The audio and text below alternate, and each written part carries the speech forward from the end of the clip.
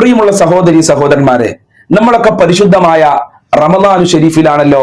അതുകൊണ്ട് ഇന്നത്തെ ക്ലാസ്സിലൂടെ നാം പഠിക്കുന്നത് ഈ പരിശുദ്ധമായ റമദാനു ഷരീഫിൽ നാം ഒരിക്കലും ഒഴിവാക്കാൻ പറ്റാത്ത 5 സൽക്കർമ്മങ്ങളെ കുറിച്ചാണ്. ഈ 5 സൽക്കർമ്മങ്ങൾ നമ്മളെ ജീവിതത്തിൽ നമ്മൾ പതിവാക്കി കഴിഞ്ഞാൽ ഇൻഷാ അള്ളാഹ് വലിയ കാവലാകും, വലിയ രക്ഷയാകും. എല്ലാ പ്രയാസങ്ങളിൽ നിന്നും അള്ളാഹു നമ്മൾക്ക് സംരക്ഷണം നൽകും.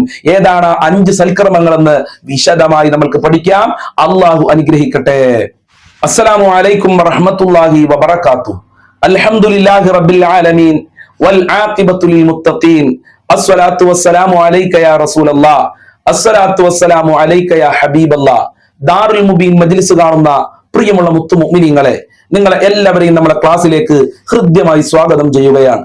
അല്ലാഹു സുബ്ഹാനഹു വ തആല നമ്മുടെ മുറാദുകൾ ഹാസിലാക്കി തരട്ടെ, വിഷമങ്ങൾ അകറ്റി തരട്ടെ, ഈമാൻ നൽകി അനുഗ്രഹിക്കട്ടെ. ധാരാളം ആളുകൾ ദുആ കൊണ്ട് വസിയത്ത് ചെയ്തിട്ടുണ്ട്. അവരുടെ ഒക്കെ പ്രയാസങ്ങൾ അള്ളാഹു അകറ്റി കൊടുക്കട്ടെ. എന്റെ പ്രിയമുള്ള മുത്തു മുഅ്മിനീങ്ങളെ, നമ്മളൊക്കെ പരിശുദ്ധമായ റമദാനു ഷരീഫിലാണ്. പുണ്യങ്ങളുടെ പൂക്കാലമാണ് പരിശുദ്ധമായ റമദാനു ഷരീഫ്. ധാരാളം ഇബാദത്ത് ചെയ്യേണ്ട വളരെ പ്രധാനപ്പെട്ട മാസം. ഒരു ഇബാദത്തിന് ഇരട്ടി പ്രതിഫലം അള്ളാഹു നൽകുന്ന പുണ്യമായ റമദാൻ മാസം. ഈ റമദാൻ മാസത്തിൽ നാം ഒരിക്കലും ഒഴിവാക്കാൻ പറ്റാത്ത 5 സൽക്കർമ്മങ്ങളാണ് ഇന്ന് ഞാൻ നിങ്ങളെ മുമ്പിൽ അവതരിപ്പിക്കുന്നത്. അതോടൊപ്പം തന്നെ റമദാനിന്റെ രാപ്പകലുകളിൽ നാം അധികരിപ്പിക്കേണ്ട ഒരു ദിക്റും പഠിക്കാം. അള്ളാഹു അനുഗ്രഹിക്കട്ടെ. നമ്മൾ ഒഴിവാക്കാൻ പാടില്ലാത്ത 1ാമത്തെ കാര്യം അത്താഴം കഴിക്കുക എന്നുള്ളതാണ്. പല ആളുകളും അത്താഴം കഴിക്കാറില്ല. പല ആളുകളും വലിയ ആളായിട്ട് പറയാറുണ്ട്, ഞാൻ അത്താഴം കഴിച്ചിട്ടില്ല എന്ന്. അങ്ങനെയല്ല. റമദാനിൽ നാം ചെയ്യേണ്ട ഏറ്റവും വലിയ ഒരു സൽക്കർമ്മമാണ് അത്താഴം കഴിക്കുക എന്നുള്ളത്. അത്താഴത്തിൽ ബറക്കത്തുണ്ട് എന്ന് നബി സല്ലല്ലാഹു അലൈഹി വസല്ലമ തങ്ങൾ നമ്മളെ പഠിപ്പിച്ചിട്ടുണ്ട്. അല്ലാഹുവിന്റെ റസൂൽ പറഞ്ഞു, തസഹറു ഫഇന്ന ഫിസ്സുഹൂരി ബറക്ക. നിങ്ങൾ അത്താഴം കഴിക്കണം, അത്താഴത്തിൽ ബറക്കത്തുണ്ട്. അത്താഴം കഴിക്കണം എന്ന് പറയുമ്പോൾ കൂടുതലായി കഴിക്കണം എന്നൊന്നുമില്ല. ഒരു 3 ഈത്തപ്പഴം കഴിച്ചാലും അത്താഴമായി മാറും. പക്ഷെ അത്താഴം കഴിക്കല് ഒരിക്കലും ഒഴിവാക്കരുത്. തറാവി നിസ്കാരം കഴിഞ്ഞാൽ പിന്നെ സുബഹിക്ക് എണീക്കുന്ന ഒരു സ്വഭാവം ഉണ്ടാവരുത്. സുബഹിന്റെ മുമ്പ് എണീറ്റുകൊണ്ട് അല്പം ഭക്ഷണമെങ്കിലും അത്താഴമായി നാം കഴിക്കണം. അത് നബി സല്ലല്ലാഹു അലൈഹി വസല്ലമ തങ്ങളുടെ സുന്നത്താണ്. അത്താഴം കഴിച്ചു കഴിഞ്ഞാൽ എന്റെ പ്രിയമുള്ളവരെ, അള്ളാഹുവിന്റെ മലക്കുകൾ നമ്മൾക്ക് വേണ്ടി പൊറുക്കലിനെ ചോദിക്കുമെന്നൊക്കെ മഹാന്മാര് പഠിപ്പിച്ചിട്ടുണ്ട്. അതുകൊണ്ട് അത്താഴം വളരെ പ്രധാനപ്പെട്ടതാണ്. അത് കഴിക്കാൻ എല്ലാവരും ശ്രദ്ധിക്കുക. അതുപോലെ ഈ റമദാൻ മാസത്തിൽ നാം ചെയ്യേണ്ട വളരെ പ്രധാനപ്പെട്ട 2ാമത്തെ സൽക്രമമാണ് അത്താഴ സമയത്ത് ഇസ്തിഗ്ഫാർ ചൊല്ലുക എന്നുള്ളത്. അള്ളാഹുവിനോട് പൊറുക്കലിനെ ചോദിക്കുക. അള്ളാഹു പറയുന്നുണ്ട്, അത്താഴ സമയത്ത് ആരാണോ എന്നോട് പൊറുക്കലിനെ ചോദിക്കുന്നത് അവന്റെ പാപം ഞാൻ പുറത്തു കൊടുക്കുന്നുള്ളത്. ആ സമയം വളരെ പ്രധാനപ്പെട്ടതാണ്. അത് നമ്മൾ മുതലാക്കണം. തൗബ ചെയ്യുക, അതല്ലെങ്കിൽ ഇസ്തിഗ്ഫാർ ചൊല്ലുക എന്നുള്ളത് അലാമാത്തുൽ മുഅ്മിനി, അത് മുഅ്മിനീങ്ങളുടെ അടയാളമാണ്. നമ്മളൊക്കെ മനുഷ്യന്മാരാണ്, തെറ്റുകുറ്റങ്ങളൊക്കെ സംഭവിക്കും. പക്ഷെ തെറ്റുകുറ്റങ്ങൾ വന്നു കഴിഞ്ഞാൽ പൊറുക്കലിനെ ചോദിക്കുക, അസ്തഗ്ഫിറുല്ലാഹ് ചൊല്ലുക എന്നുള്ളത് സത്യവിശ്വാസികളുടെ മുഅ്മിനീങ്ങളുടെ അടയാളമായി മഹാന്മാര് നമ്മളെ പഠിപ്പിക്കുന്നുണ്ട്. മാത്രമല്ല, അമ്പിയാക്കളുടെ സ്വഭാവമാണ് പൊറുക്കലിനെ ചോദിക്കുക എന്നുള്ളത്. മഹാനരായ യാക്കൂബ് നബി അലൈഹിസ്സലാം അത്താഴ സമയത്ത് ഇസ്തിഗ്ഫാർ ചൊല്ലിയിരുന്നു. കണ്ടോ, യാക്കൂബ് നബി അലൈഹിസ്സലാം അത്താഴ സമയത്തേക്ക് ഇസ്തിഗ്ഫാർ ചൊല്ലാൻ പിന്തിച്ചിരുന്നു. അത്രയും പവറുള്ള സമയമായത് കൊണ്ടല്ലേ പിന്നെ എന്തിനാണ് ആ സമയത്ത് നമ്മൾ കിടന്നുറങ്ങുന്നത്? റമദാൻ മാസത്തിനെ സംബന്ധിച്ചിടത്തോളം അത്താഴ സമയത്ത് പവർ കൂടും.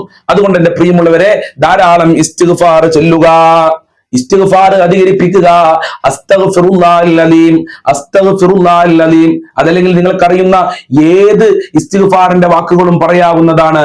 മഹാന്മാര് പറയുന്നുണ്ട്, പരിശുദ്ധമായ റമദാനു ഷരീഫിലെ രാപ്പകലുകളിൽ അസ്തഗ്ഫിറുല്ലാഹിൽ അലീം, അസ്തഗ്ഫിറുല്ലാഹിൽ അലീം എന്ന ആ തൗബയുടെ വാക്ക് ഉച്ചരിച്ചു കഴിഞ്ഞാൽ അവനക്ക് ലഭിക്കുന്ന പ്രതിഫലം ജിബ്രീൽ അലൈഹിസ്സലാമിന്റെ പ്രതിഫലമാണ്. അതുപോലെ ആരാ ജിബ്രീൽ അലൈഹിസ്സലാം? മലക്കുകളുടെ നേതാവാണ്, അമ്പിയാക്കൾക്ക് വഹി എത്തിച്ചു കൊടുക്കുന്ന നേതാവ്. ആ ജിബ്രീൽ അലൈഹിസ്സലാം അസ്തഗ്ഫിറുല്ലാഹ് ചൊല്ലിയ പ്രതിഫലം നമ്മൾക്ക് അല്ലാഹു നൽകും റമദാനിൽ അസ്തഗ്ഫിറുല്ലാഹ് പറഞ്ഞാൽ. അതുപോലെ മീകായിൽ അലൈഹിസ്സലാം, ഇടി, മിന്ന്, കാറ്റ്, അല്ലാഹു തുടങ്ങിയവ ഏൽപ്പിക്കപ്പെട്ട മലക്കാണ് മീകായിൽ അലൈഹിസ്സലാം. പ്രധാനപ്പെട്ട മലക്കുകളുണ്ട്, അവരിൽപ്പെട്ടവരാണ് മീകായിൽ അലൈഹിസ്സലാം.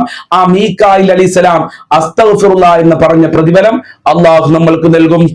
അതുപോലെ ഇസ്രാഫീൽ അലൈഹിസ്സലാം, ഇസ്രാഫീൽ അലൈഹി ഇസ്ലാം സൂറെന്ന കാഹളത്തിൽ ഊതാൻ, അവസാന നാളിൽ സൂറെന്ന കാഹളത്തിൽ ഊതാൻ അള്ളാഹു ഏൽപ്പിക്കപ്പെട്ട മലക്കാണ്. ആ മലക്ക് അസ്തഗ്ഫിറുല്ലാ എന്ന് ചൊല്ലിയ പ്രതിഫലം നമ്മൾക്ക് അള്ളാഹു നൽകും. റമദാനിൽ നമ്മൾ അസ്തഗ്ഫിറുല്ലാ പറഞ്ഞു കഴിഞ്ഞാൽ അതുപോലെ തന്നെ അസ്രായീൽ അലൈഹിസ്സലാം ചൊല്ലിയ പ്രതിഫലം നമ്മൾക്ക് ലഭിക്കും. അതുപോലെ അർശിനെ ചുമക്കുന്ന മലക്കുകൾ ചൊല്ലുന്ന പ്രതിഫലം നമ്മൾക്ക് ലഭിക്കും ഒരൊറ്റ അസ്തഗ്ഫിറുല്ലാ പറഞ്ഞു കഴിഞ്ഞാൽ.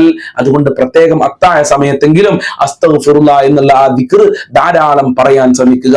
ഇസ്തിഗ്ഫാർ നമ്മൾ അധികരിപ്പിച്ചു കഴിഞ്ഞാൽ ദുനിയാവിലും ആഖിറത്തിലും നമുക്ക് രക്ഷപ്പെടാൻ കഴിയും. സാമ്പത്തികമായ അഭിവൃദ്ധി ഉണ്ടാകും. നമ്മുടെ ടെൻഷനുകൾ മാറാൻ അസ്തഗ്ഫിറുല്ലാ കാരണമാണ്. നമ്മളെ സങ്കടങ്ങൾ മാറാൻ, വിഷമങ്ങൾ മാറാൻ അസ്തഗ്ഫിറുല്ലാ കാരണമാണ്. ദഫുൽ അദാബി വൽ ബലാ, ആഫത്ത് മുസീബത്തുകളിൽ നിന്ന് രക്ഷപ്പെടാൻ കഴിയും, അപകടങ്ങളിൽ നിന്ന് രക്ഷപ്പെടാൻ കഴിയും, പ്രകൃതി ദുരന്തങ്ങളിൽ നിന്ന് രക്ഷപ്പെടാൻ കഴിയും. ധാരാളം അസ്തഗ്ഫിറുല്ലാ പറഞ്ഞാൽ അള്ളാഹു പറയാനുള്ള ഭാഗ്യം നൽകട്ടെ. അതുപോലെ തന്നെ റാഹത്തുൻ നഫ്സ്, നമ്മൾ ചെയ്ത തെറ്റ് അള്ളാഹുവിന്റെ മുമ്പിൽ ഏറ്റു പറഞ്ഞു കഴിഞ്ഞാൽ ശരീരത്തിനും മനസ്സിനും ഒരു സമാധാനം ഉണ്ടാവും, ഒരു റാഹത്ത് ഉണ്ടാവും. അതല്ലെങ്കിൽ ആ പാപകറ കൊണ്ട് ഇങ്ങനെ നടക്കേണ്ടി വരും, അവസാനം നമ്മൾ മരണപ്പെട്ടു പോകും. അള്ളാഹു കാക്കട്ടെ, അള്ളാഹു കാക്കട്ടെ. അതുപോലെ ഖൽബിനും ഹൃദയത്തിനൊക്കെ വല്ലാത്ത സന്തോഷവും സമാധാനവും ലഭിക്കും അസ്തഗ്ഫിറുല്ലാ പറഞ്ഞു കഴിഞ്ഞാൽ. അപ്പൊ ഈ റമദാനിൽ നാം അധികരിപ്പിക്കേണ്ട ഒരു ദിക്റാണ് അസ്തഗ്ഫിറുല്ലാഹിൽ അലീം. അതുപോലെ മൂന്നാമത് നാം അധികരിപ്പിക്കേണ്ട സൽക്രമമാണ് പരിശുദ്ധ ഖുർആൻ ധാരാളം പാരായണം ചെയ്യുക എന്നുള്ളത്. പല ഉമ്മമാരിപ്പോ ഖത്തം തീർത്ത് കഴിഞ്ഞിട്ടുണ്ടാവും, പല ആളുകളും ഖുർആൻ തൊട്ടിട്ട് തന്നെ ഉണ്ടാവില്ല. അങ്ങനെയല്ല പ്രിയമുള്ളവരെ, റമദാനു ഷരീഫ് ഖുർആനിന്റെ വാർഷികമാണ്. ഖുർആനിന്റെ വാർഷികമാണ്. ശഹ്റു റമളാനല്ലദീ ഉൻസില ഫീഹിൽ ഖുർആൻ. കണ്ടോ, റമളാൻ മാസത്തിൽ അല്ലാഹു ഖുർആനിനെ ഇറക്കപ്പെട്ടു. ഇത് ഖുർആനിലൂടെ തന്നെ അല്ലാഹ് നമ്മളെ പഠിപ്പിച്ചിട്ടുണ്ട്. അതുകൊണ്ട് ധാരാളം ഖത്തമുകൾ തീർക്കുക. ഇമാം ഷാഫി റളിയല്ലാഹു അൻഹു റമളാൻ മാസത്തിൽ 60 ഖത്തം തീർത്തിരുന്നു എന്നൊക്കെ ചരിത്രത്തിൽ കാണാവുന്നതാണ്. മുഹ്യിദ്ദീൻ ശൈഖ് റളിയല്ലാഹു അൻഹു റമദാൻ അല്ലാത്ത സമയത്ത് തന്നെ ഒരു കാലും നിന്നിട്ട് 40 ഖത്തം തീർത്തിട്ടുണ്ട് എന്ന്. അതൊക്കെ ഖുർആനിനോടുള്ള സ്നേഹമാണ്, ഖുർആനിനോടുള്ള അടുപ്പമാണ്. നമ്മളും ഖുർആനുമായി അടുത്തു കഴിഞ്ഞാൽ നമ്മൾക്കും പെട്ടെന്ന് ഖുർആൻ ഓതി തീർക്കാൻ കഴിയും. അതിന്റെ അർത്ഥം പെട്ടെന്ന് തജ്വീദും നിയമങ്ങളൊന്നും പാലിക്കാതെ ഓതി തീർക്കണമെന്നല്ല. സാവധാനത്തിൽ നിയമങ്ങളൊക്കെ പാലിച്ചുകൊണ്ട് പരിശുദ്ധ ഖുർആൻ ഓതാൻ ശ്രദ്ധിക്കുക. കാരണം റമളാൻ ഷരീഫ് ഖുർആനിന്റെ വാർഷികമാണ്. ഖുർആനിലെ ഒരു ഹർഫ് നമ്മൾ ഓതിക്കഴിഞ്ഞാൽ ഇരട്ടി പ്രതിഫലം അള്ളാഹു നൽകുന്ന മാസം. അള്ളാഹു ഓതാനുള്ള തൗഫീക്ക് നൽകട്ടെ, ഖുർആനുമായി ബന്ധപ്പെടാനുള്ള തൗഫീക്ക് നൽകി അനുഗ്രഹിക്കട്ടെ. അതുപോലെ റമളാൻ മാസത്തിൽ നാം ചെയ്യേണ്ട മറ്റൊരു സൽക്രമമാണ് പ്രാർത്ഥിക്കുക എന്ന് പറയുന്നത്. കാരണം എന്താ, റമളാൻ ഷരീഫിലെ ഓരോ സെക്കൻഡിലും, ഓരോ മിനിറ്റിലും, ഓരോ മണിക്കൂറുകളിലും അള്ളാഹു സുബ്ഹാനഹു വ തആല നമ്മളുടെ പ്രാർത്ഥനക്ക് ഇജാബത്ത് നൽകുന്നുണ്ട്. ഓരോ സെക്കൻഡും പ്രാർത്ഥനയ്ക്ക് ഇജാബത്ത് നൽകുന്നതാണെന്ന്, പ്രാർത്ഥന അള്ളാഹു സ്വീകരിക്കുമെന്ന് മഹാനായ നബി തങ്ങൾ തന്നെ നമ്മളെ പഠിപ്പിച്ചിട്ടുണ്ട്. നമുക്ക് ഒരുപാട് കാര്യങ്ങൾ അള്ളാഹിനോട് പറയാനുണ്ട്. ദുനിയാവിന്റെ കാര്യങ്ങൾ, മക്കളുടെ കാര്യങ്ങൾ, വീടിന്റെ കാര്യങ്ങൾ, മക്കളുടെ വിവാഹത്തിന്റെ കാര്യങ്ങൾ, അതുപോലെ തന്നെ ശരീരത്തിന്റെ കാര്യങ്ങൾ, ജോലിയുടെ കാര്യങ്ങൾ, ഇങ്ങനെ ഒരുപാട് കാര്യങ്ങൾ നമുക്ക് പറയാല്ലേ. അതുപോലെ പരലോകത്തെ കാര്യം പറയണം, നല്ല നിലക്ക് മരണപ്പെടണം, സ്വർഗം ലഭിക്കണം, നരകത്തിൽ നിന്ന് കാവൽ വേണം, ഖബറിൽ സന്തോഷം വേണം. ഇതൊക്കെ അള്ളാഹിനോട് പറയാല്ലേ. ഇതൊക്കെ പറയാൻ പറ്റിയ മിനിറ്റുകളും സെക്കൻഡുകളുമാണ് പരിശുദ്ധമായ റമളാൻ മാസത്തില്. അത് മുതലാക്കുക, ധാരാളം ദുആ ചെയ്യുക. അല്ലാതെ വെറുതെ ഇങ്ങനെ മൊബൈൽ ഫോണിൽ തോണ്ടി നിൽക്കണ്ട. അത് നമ്മളെ സമയം വേസ്റ്റ് ആക്കുമെന്ന് മാത്രമല്ല, റമളാൻ നമുക്ക് പായായി പോകും, നമ്മളുടെ നോമ്പ് വെറും പട്ടിണിയായി പോകും. അള്ളാഹു കാക്കട്ടെ. ധാരാളം ദുആ ചെയ്യാനുള്ള മനസ്സ് അള്ളാഹു നൽകി അനുഗ്രഹിക്കട്ടെ. അതുപോലെ തന്നെ നല്ല കാര്യങ്ങൾ കൽപ്പിക്കുക. ഇത് റമളാനിൽ ചെയ്യേണ്ട ഒരു സൽക്രമമാണ്. റമളാനിൽ എന്നല്ല, എല്ലാ സമയത്തും ചെയ്യേണ്ട ഒരു സൽക്രമമാണ്. നല്ല കാര്യങ്ങൾ കൊണ്ട് കൽപ്പിക്കുക. വഅ്മുർ അഹ്ലക ബിസ്സലാത്ത്, അല്ലാഹു ഖുർആൻ പറഞ്ഞു, നിന്റെ കുടുംബക്കാരോട് നിസ്കരിക്കാൻ വേണ്ടി കൽപ്പിക്കുക.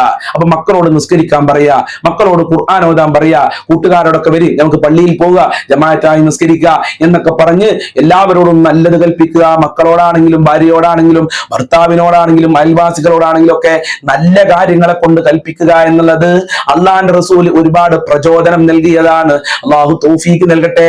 ഈ പറഞ്ഞ 5 സൽക്രമങ്ങളും ജീവിതത്തിൽ ചെയ്യാനുള്ള തൗഫീക്ക് നൽകണേ അല്ലാഹ്. റമളാൻ ഷരീഫ് അനുകൂലമായി സാക്ഷി നിൽക്കുന്നവരുടെ കൂട്ടത്തില് സാധുക്കളായ ഞങ്ങളെ ഉൾപ്പെടുത്തി തരണേ റബ്ബേ. നേരത്തെ പറഞ്ഞ ദിക്ർ മറക്കണ്ട, അസ്തഗ്ഫിറുല്ലാഹൽ അലീം. റമളാനിന്റെ ഓരോ രാപ്പകലുകളിൽ നമ്മൾ ചൊല്ലേണ്ടതുണ്ട്.